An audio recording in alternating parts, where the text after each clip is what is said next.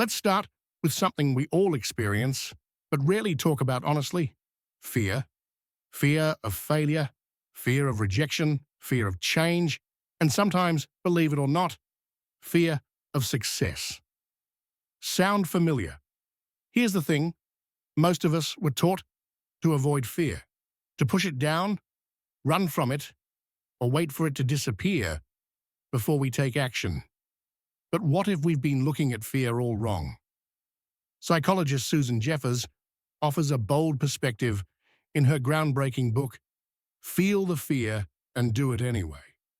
First published in 1987, this book has helped millions of people around the world reframe fear not as a weakness, but as a natural and necessary part of growth. Let me repeat, that fear isn't a flaw, it's a function. And more importantly, it's not something you have to eliminate in order to move forward. You simply have to learn how to live with it and act anyway. Jeffers' core message is not to promise a fear-free life that would be unrealistic. Instead, she gives you the mindset and tools to move forward while fear is still present. To take the next step, even if your knees are shaking. To speak your truth, even when your voice trembles. To act even when your mind screams, "What if this goes wrong?" And this message couldn't be more relevant today, because let's face it, many of us are stuck. Stuck in jobs that drain us. Stuck in relationships where we don't feel seen. Stuck waiting for the right moment to finally do the thing we know we were meant to do. But the right moment rarely comes, and waiting for fear to disappear before we start just keeps us paralyzed. Jeffers flips the script. What if fear isn't the signal to stop? What if fear is the green light that says you're on the edge of something that matters? When you stop seeing fear as the enemy, it loses its grip on you. You don't need to fight it or fake your way through it. You just need to take one step with fear in your back pocket. That's what this book is about. It's for the person sitting in a cubicle dreaming of building something of their own, but scared to start. It's for the person who knows they're living a lie, afraid to speak their truth. It's for the one who keeps waiting for life to give permission, when in fact the permission has to come from within. So here's the powerful shift Jeffers invites us to make. Don't aim for a fearless life. Aim for a braver life. Don't try to get rid of fear. Try to walk with it. And most of all, don't let fear be your excuse. Let it be your evidence that you're growing. Because every time you act in the presence of fear, you're reclaiming your power. You're telling your nervous system, "Yes, I see the risk, but I'm choosing to live fully anyway." And that is when change begins. So, if you've been waiting, don't. Feel the fear and do it anyway. Here's something no one really tells you when you're trying to change your life. Fear doesn't go away. Not when you get the promotion, not when you publish the book, not when you start the business, have the tough conversation, or finally take the leap you've been dreaming about. And this realization can feel incredibly frustrating at first, because so many of us are taught to believe that confidence comes before action, that we'll finally move forward when we're ready, when we feel brave, when the fear is gone. But here's the truth: you'll be waiting forever. That's the powerful insight from Susan Jeffers in her best-selling book, Feel the Fear and Do It Anyway. She makes it clear fear isn't a barrier to action. Fear is a companion of growth. Let that sink in, because it changes everything. Fear is not something to eliminate before you act. It's something to carry with you as you act. It doesn't vanish when you level up. It just evolves. New opportunity, new fear. Bigger goal, bigger uncertainty. That's how the process works. And strangely enough, That's good news, because if fear never disappears, then waiting for it to leave is no longer a requirement. You don't need to be fearless. You need to be willing. Willing to move forward even when your stomach flips, your voice shakes, or your doubts shout louder than your hopes. So what does this look like in real life? Think about a job interview, or public speaking, or confessing how you really feel to someone. Even the most successful people in those scenarios still feel fear, but they've learned to recognize it not as a stop sign, but as a signal that they're stepping into something meaningful. And this is where the shift happens. Most of us ask the wrong question: how do I get rid of the fear? What we should be asking is, how can I move forward with the fear sitting beside me? Because that's what real courage looks like. It's not the absence of fear, it's the presence of action in spite of it. Susan Jeffers calls this reframing, changing your relationship with fear. She's not trying to sell you a fantasy life where you never feel afraid again. Instead, she gives you tools to stand up taller while your knees are shaking. One of those tools is this mindset shift. I don't need fear to be gone. I just need it to come along for the ride while I lead. Let me give you a personal example. Years ago, I was asked to speak at an event that scared me to death. I felt imposter syndrome, shaky confidence, and that gut-wrenching fear of being judged. Every part of me wanted to cancel, but I remembered this idea from Jeffers: you don't wait for fear to go away, you act anyway. So I walked on stage, heart-pounding hands, sweaty, and I did it. And you know what? The fear didn't leave before I began. It left while I was in motion. Because fear doesn't respect silence, it respects momentum. And that's the core lesson here. You don't have to feel ready. You don't have to wait until you're confident. You just have to take the step. One small step is enough to prove to your brain, I can do this even scared. And once you do that a few times, your fear becomes something manageable, not a monster, just a messenger, not a stop sign, just a signal. So here's your takeaway. Don't wait for the fear to disappear. Don't assume that others are fearless and you're broken. Don't let discomfort fool you into thinking you're unqualified. Instead, reframe fear as the companion of your expansion. Let it ride in the passenger seat, but keep your hands on the wheel. Because growth will always bring fear with it. But action, consistent, small, deliberate action, is what makes the fear quieter and your voice louder. So the next time fear whispers, "What if this goes wrong?" you answer with action. You move anyway. Speak anyway. Create anyway. Live anyway. Because you don't need to be fearless. You just need to be willing. Let's talk about a truth we all secretly know, but often try to ignore. Avoiding fear doesn't make it disappear. It makes it grow. You've probably experienced this before.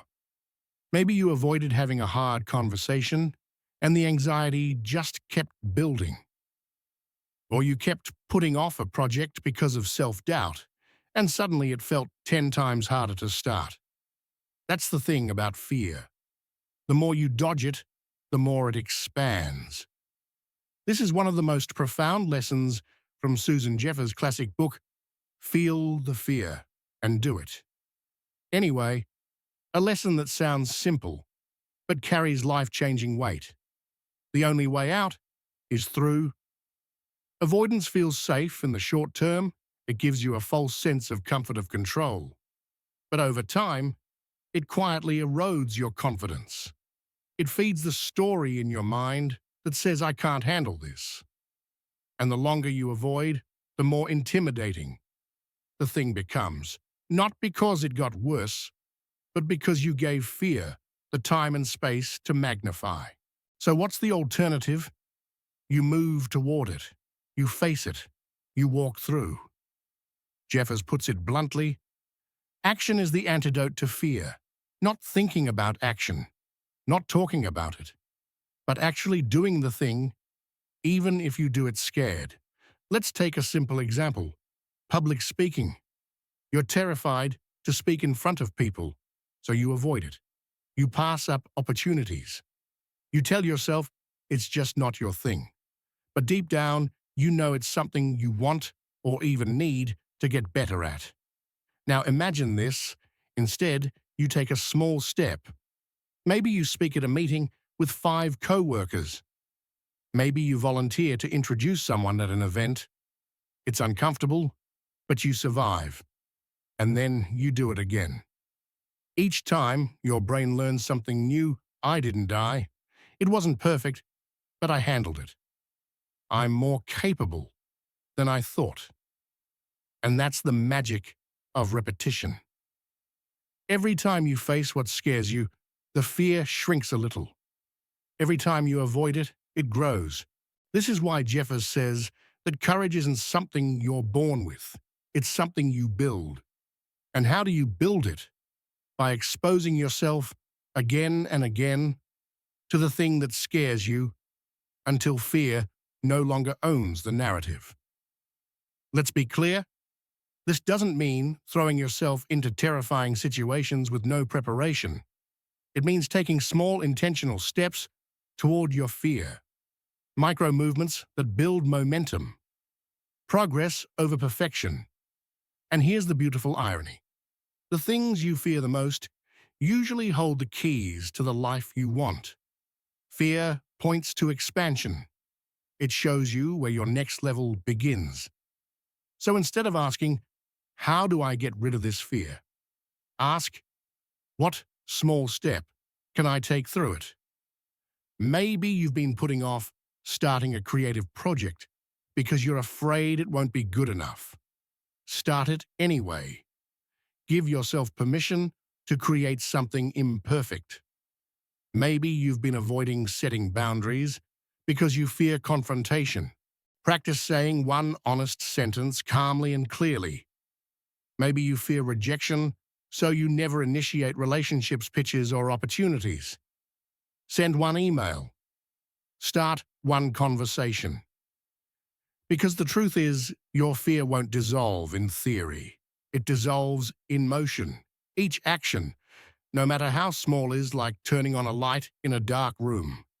Suddenly the monster isn't so big. In fact, it might not be a monster at all. It might just be unfamiliar. And you're stronger than you think. So here's your reminder today. Fear feeds on avoidance. Action shrinks fear. And courage grows through repetition. When you consistently step toward the things that scare you, your nervous system starts to rewire. Your brain starts to trust you, and you begin to trust yourself.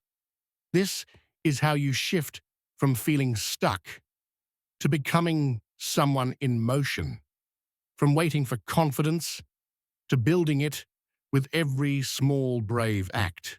So if there's something you've been putting off because of fear, doubt, or discomfort, ask yourself, what would happen if I simply started walking through it? Because freedom isn't found on the other side of fear. Freedom is found through it. Let me ask you something you may not have heard in a while. Do you actually believe you can handle whatever life throws at you? Not hope, not wish, but believe deep down that no matter what happens, you have the inner strength to face it. If your answer is hesitant, you're not alone. Most people walk through life asking, what if I fail? What if it all falls apart? What if I can't handle it? But Susan Jeffers, in her timeless book, Feel the Fear and Do It Anyway, offers a radical shift in mindset, one that redefines what confidence really is. And it begins with a powerful affirmation. Whatever happens to me, I'll handle it. Now, this isn't blind optimism. It's not pretending that life will always go as planned. It's about building a mindset rooted in resilience over perfection, in the belief that you may not control everything, but you can control your response to anything. Think about that for a second. How different would your life look if instead of fearing the worst, you trusted your ability to adapt? What would you dare to try? Who would you become if your inner voice said, even if it's hard, I'll find a way through? This is the shift Jeffers invites us to make. Most of us have been trained to search for certainty. We ask, what if I mess it up? What if people judge me? What if I make the wrong decision? But here's the reframe. Whatever happens, I'll figure it out. I may stumble, but I won't stay down. I don't need everything to be perfect. I need to trust that I'll keep going anyway. This isn't arrogance. It's not about pretending you're invincible. It's about recognizing that true confidence isn't about controlling outcomes. It's about trusting your own adaptability. Because let's be real, life will throw curveballs. The job might fall through. The relationship might change. The plan might completely unravel. But those things don't define your strength. Your response does. And if you look back on your own life, I guarantee there were moments where you didn't feel ready, but you figured it out anyway. Moments where you were terrified, but kept going. Moments where you lost something, but rebuilt wiser and stronger. That's not weakness. That's proof. Jeffers argues that the key to emotional strength is not having all the answers. It's developing a belief system that says, I am enough to face what comes next. And here's a simple but powerful practice she recommends. Repeat this affirmation every day until it becomes instinctive. No matter what happens, I can handle it. Say it when you're afraid. Say it before a big decision. Say it when life feels uncertain. Because the more you anchor that belief, the less power fear holds over you. Let me give you a personal example. A few years ago, I was faced with a major life transition. I was scared, overwhelmed, and paralyzed by the idea that I might fail. But in one of those quiet, desperate moments, I remembered Jeffers's phrase, whatever happens, I'll handle it. I started saying it every day at first like a whisper, then louder, then with conviction. And little by little, my anxiety turned into action. Not because the fear vanished, but because I finally believed I didn't need to know everything, I just needed to trust myself. That's what this lesson is about. It's not about eliminating fear. It's about replacing the question, what if I fail, with the answer. So what, I'll figure it out. So here's what I want you to take away from this. Confidence isn't about never falling. It's about knowing you'll rise again. Strength isn't about having all the answers. It's about staying curious, committed, and courageous. And self-trust isn't born from certainty. It's built in moments of doubt when you choose to believe in yourself anyway. So if fear has been holding you back, ask yourself, what would I do if I truly believed I could handle whatever came next? Then do that. Take the step, have the conversation, try the thing you've been postponing, because you are stronger than you think. And whatever happens, you'll handle it. Let me ask you something simple but powerful. When was the last time you said yes to something that scared you just a little? Not something reckless, not something forced, but something that nudged you out of your comfort zone, an invitation, a conversation, an opportunity that you knew had the potential to change you. If you can't remember, don't worry, you're not alone. Most of us have been taught, quietly and repeatedly, that saying no is safer, that if we play it small, keep our world predictable and stick to what we know, we'll be okay. But what if that instinct to say no isn't keeping you safe. It's keeping you stuck. In Feel the Fear and Do It Anyway, author Susan Jeffers invites us to make one of the most transformative shifts we can make in our mindset. Say yes to life. That doesn't mean you say yes to everything. It doesn't mean you abandon boundaries or overextend yourself. It means saying yes to growth, to possibility, and to the person you could become on the other side of fear. Here's the insight Jeffers brings forward. Every time you say yes to something that stretches you, even a little, your self-esteem increases, your confidence expands, your sense of aliveness returns. Think about it. What actually builds self-respect? Is it playing it safe? Or is it doing the hard thing and realizing, I handled that? Every single time you take on a challenge, speak up when it's uncomfortable, or show up for something that scares you. Just a little, you're reinforcing a deeper belief. I can trust myself to show up for life. But here's where it gets tricky. Fear has a sneaky way of dressing up as logic. It tells you now's not the right time. You're not ready. You probably wouldn't be good at that anyway. And so we pull back. We decline invitations. We delay decisions. We shrink our schedules. And over time, we shrink our lives. What begins as self-protection quietly becomes self-limitation. Jeffers calls this the trap of emotional avoidance. We start believing that safety lies in saying no. But ironically, every time we say no out of fear, we send ourselves a message, I can't handle this. And that belief chips away at our confidence. So how do we reverse the pattern? We start saying yes intentionally. Not to overwhelm ourselves, but to reclaim the parts of us that fear has silenced. And it starts small. Say yes to the coffee date, even though socializing makes you nervous. Say yes to sharing your idea in the meeting, even if your voice shakes.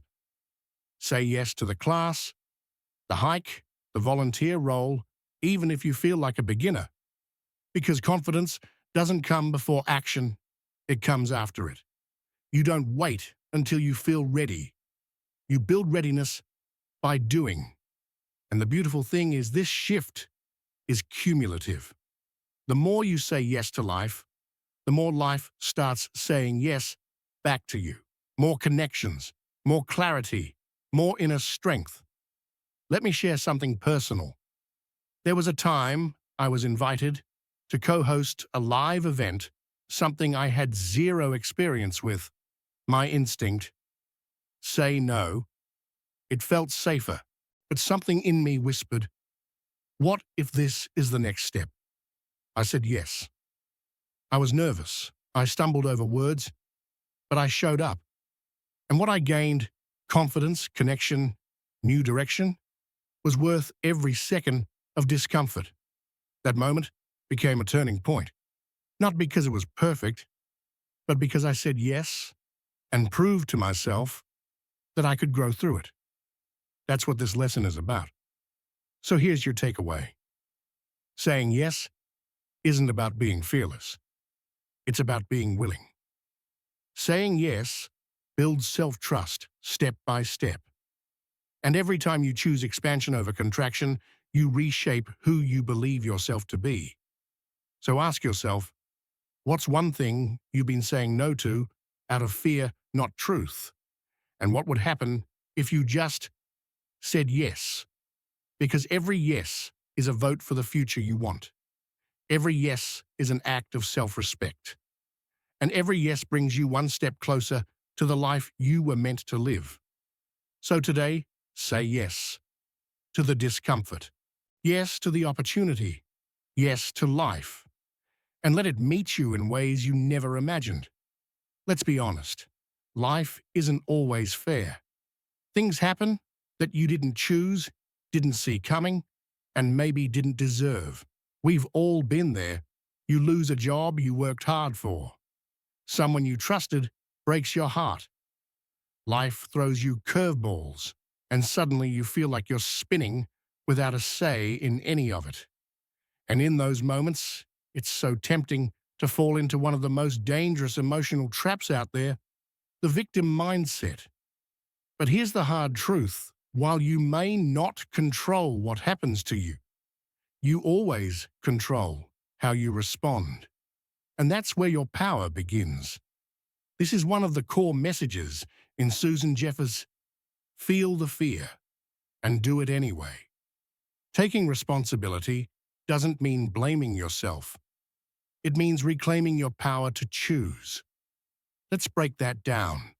When you hear take responsibility, you might immediately think of guilt or shame or blame. But that's not what Jeffers is saying. She's not telling you that everything that's happened in your life is your fault. She's reminding you that your response is always within your control, even when the circumstances aren't. There's a huge difference between fault and responsibility. Blame is passive. It says, this happened to me, and now I'm stuck because of it. Responsibility is active. It says, this happened, and now I get to decide what happens next. And that shift, however subtle, is transformational. Because the moment you stop blaming others, your parents, your ex, your boss society, or even yourself, is the moment you stop giving away your power. Blame might feel good in the short term. It lets you off the hook. It gives you a neat explanation for your pain. But in the long term, it's a cage, a mental loop that keeps you in the role of the one who's acted upon rather than the one who acts. So ask yourself honestly, are you waiting for someone else to change before you give yourself permission to grow? Are you holding on to old stories about why you can't move forward yet? Are you replaying the past instead of taking ownership of your present? Because here's what Jeffers teaches us. You're not stuck. You're choosing. And yes, sometimes those choices are hard. It's easier to say I can't because of them. Harder to say I haven't yet because I'm scared, but I'm willing to try anyway. Responsibility means facing the truth about your own agency, even if it's uncomfortable. Let me give you an example. I once worked with someone who had been through a very painful breakup. For over a year, every conversation circled back to what he did wrong, how unfair it was, how betrayed she felt. And those feelings were valid. But here's what wasn't working. She had given that man full control over her current happiness. She had made her healing dependent on his behavior. Until one day she said, I'm done blaming him. I can't control who he was, but I can control who I become now. That moment, that was power. That was her stepping out of the victim role and stepping back into her life. And that's what this part of the journey is about. Responsibility is liberating because it says, I can change direction. I can set boundaries. I can forgive, not for them, but for me. I can choose again. So how do we live this out? Practically. Here are 3 reminders that Jeffers would want you to carry. 1. Stop waiting to feel ready. Taking responsibility doesn't mean you'll have all the answers. It just means you're willing to start searching. 2. Challenge your inner narrative. When you catch yourself thinking, this isn't fair, or why me, pause and ask, what's one thing I can control right now? 3. Own your power without shame. Responsibility isn't about perfection. It's about alignment.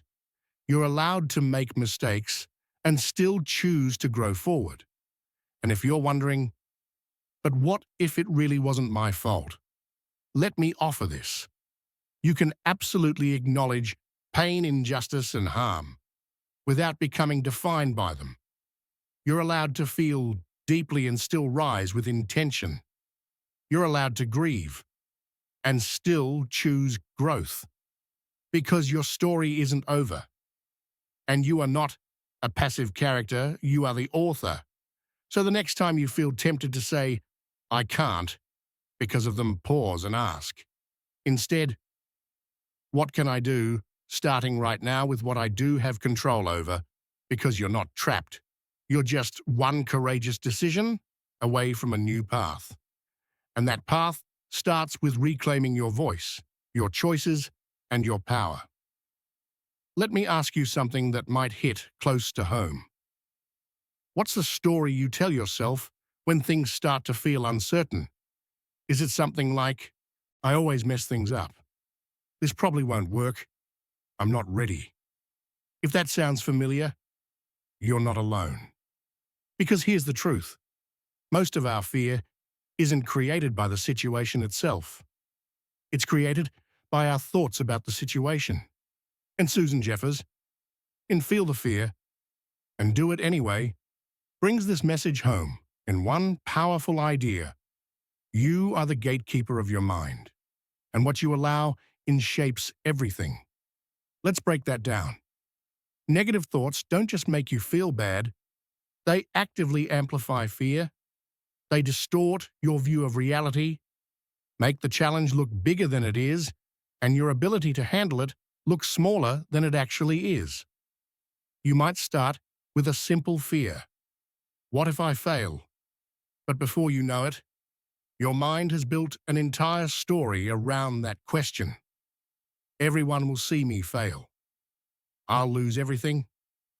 This proves I was never good enough in the first place. And just like that, you've talked yourself out of even trying. But here's where Jeffers gives us a powerful reframe. You don't need to fight fear. You need to change the language you're using around it. Let's look at a simple example.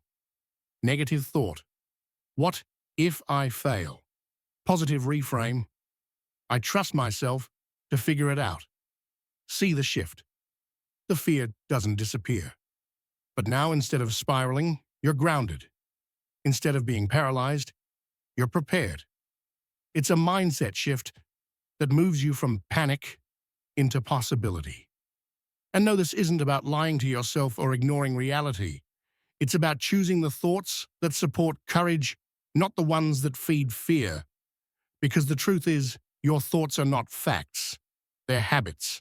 And like any habit, they can be changed. So what does that look like in practice? Jeffers recommends conscious thought replacement. That means whenever a fear-based thought enters your mind, you stop, notice it, and actively choose something more empowering in its place. Here are a few common swaps. I'm not ready. I'm ready enough to begin. This might not work. I'll learn something valuable either way. I'm afraid of failing. I'm proud of myself for trying, and yes, it takes repetition. It takes awareness. But every time you choose a better thought, you're rewiring your brain. You're creating new mental pathways, ones that support growth instead of fear. Let me give you a personal example. There was a time when I was preparing to launch a creative project that meant a lot to me.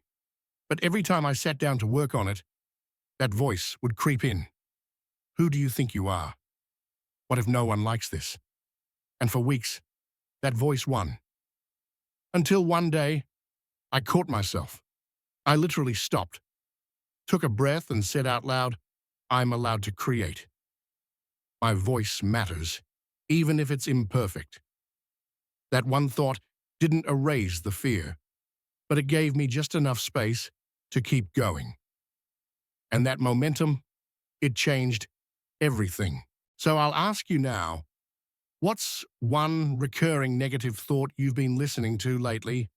And what could you replace it with something rooted in courage, not fear? Because every time you choose a new thought, you're not just changing your mindset. You're changing your story. And your story determines how you show up for your life. Jeffers reminds us that fear feeds off silence, but it can't survive when we respond with clarity and intention. So here's your reminder. You are not your fear. You are not your past stories. And you are certainly not your negative thoughts. You are the one who chooses which thoughts stay and which ones leave. So when your mind says, "What if I fail?" answer back with, "What if I grow? What if I surprise myself? What if I'm more capable than I've ever allowed myself to believe?" Because those thoughts, they open doors. They build bridges. They lead to action. And action, as we've said before, is how fear begins to dissolve. So today, make the decision to guard your mind. Stand at the gate and only let in what supports your courage, not what sabotages it. You don't have to be perfect. You just have to be present and intentional with what you choose to believe. Let's wrap this up with what may be the most powerful message of all. You don't need to eliminate fear to move forward. You just need to feel it and do the thing anyway. Sounds simple, right? But for most of us, this is where we get stuck. We wait. We overthink. We tell ourselves we'll take that step when we're ready, when we're no longer afraid. But here's the truth, and it's one Susan Jeffers puts at the very heart of her timeless book: feel the fear and do it. Anyway, living in the constant background hum of fear is far worse than the temporary discomfort of facing it. Let that sink in. Because it's easy to underestimate the cost of not acting, of living every day with the quiet ache of, what if I had tried? Of constantly wondering what life might have looked like if you had just said yes, raised your hand, had that conversation launched, that idea changed that direction. We often talk about fear as if it's the worst-case scenario. But in reality, regret is heavier. Fear is loud, but it passes. Regret is quiet, and it lingers. This is why Jeffers doesn't just tell us to push past fear, she tells us to move with it, to recognize it, to breathe through it, and then to act anyway. Because the moment you take action, even while afraid, something powerful happens. You reclaim your freedom. The freedom to choose for yourself. The freedom to define your story. The freedom to live with integrity even when it's messy. And no, this doesn't mean every step will be smooth. You might stumble. You might get embarrassed. You might fail. But here's the flip side. You'll learn. You'll grow. And most importantly, you'll know you didn't let fear make the final decision. Let's pause here and reflect. What's one thing you've wanted to do but haven't because of fear? And what's the fear really saying? Is it that you're not good enough, that you'll be judged, that you might fail and won't be able to recover? Now ask yourself this. What would happen if you felt the fear and did it anyway? Seriously, play it out. You launch the podcast. You go on that solo trip. You start the side business. You speak up at the meeting. Maybe it's awkward. Maybe it's clumsy. But imagine what your confidence feels like afterward. Imagine the pride, not because it was perfect, but because you showed up. That's the true reward of doing things scared. You stop shrinking. You stop waiting. And you start becoming the version of yourself that fear tried to hold back. Now, this doesn't mean throwing yourself into every terrifying thing all at once. Start small. Start where you are. Have the conversation you've been avoiding. Sign up for the class that intimidates you. Share the thing you've created, even if your hands shake. Because courage isn't loud. It's quiet. It's that moment when you feel the fear rise up and choose action anyway. Jeffers reminds us that fear doesn't disappear. It loses its power when we stop letting it drive the car. And every time you act with fear in the passenger seat, you strengthen the belief that you are in charge of your life, not your fear. So if you're standing at the edge of something right now, something that matters to you but terrifies, you don't wait to stop feeling scared. Just take the step, feel the fear, and do it anyway. Because on the other side of fear isn't just success, it's self-respect, it's inner peace, it's knowing that you honored your calling, not your comfort, and that is worth everything. So let's bring it all home. After everything we've explored, from fear's hidden role in growth, to reclaiming responsibility, to learning how to act, even when your hands are shaking, there's one message at the heart of it all. And it's not just advice. It's a powerful personal invitation. You don't need to be fearless. You just need to be willing to act, even while fear is present. That's the central message of Feel the Fear and Do It Anyway by Susan Jeffers. And it's why this book is more than just a self-help bestseller. It's a battle cry for anyone who's ever felt stuck, frozen, or overwhelmed by self-doubt. Because here's what Jeffers wants you to know. Fear isn't a flaw. It's not a sign of weakness. It's simply a companion on the journey of becoming. And the more meaningful the path, the more likely fear will show up. But the good news is, fear doesn't get the final word. You do. That moment when you choose to speak up. Anyway, try again. Anyway, say yes anyway. That's where your transformation begins. Not when the fear disappears, but when you stop waiting for it to. And let's be honest, many of us are waiting to feel more confident, waiting for the timing to be perfect, waiting for the fear to magically go away before we live the life we know we're meant to. But waiting doesn't build courage. Action does. Every time you act in the presence of fear, you build a deeper level of trust in yourself. You send a powerful signal to your mind and body: I am not powerless. I am not stuck. I am capable even when it's hard. So maybe right now, you're standing on the edge of a decision. Maybe you're tired of hesitating. Maybe you're ready to move, but part of you is still whispering, what if I fail? Here's the question Susan Jeffers would offer back. What if you fly? Because that's what's really at stake, not just what might go wrong, but what might go right if you stop letting fear run the show. So if you take just one thing away from all of this, let it be this: you don't need to wait to feel brave. You just need to be willing. Willing to feel fear, willing to take the step, and willing to trust that whatever happens, you will handle it. This is your life. Don't hand the pen to fear. Write your story, make the leap, and remember, feel the fear and do it anyway.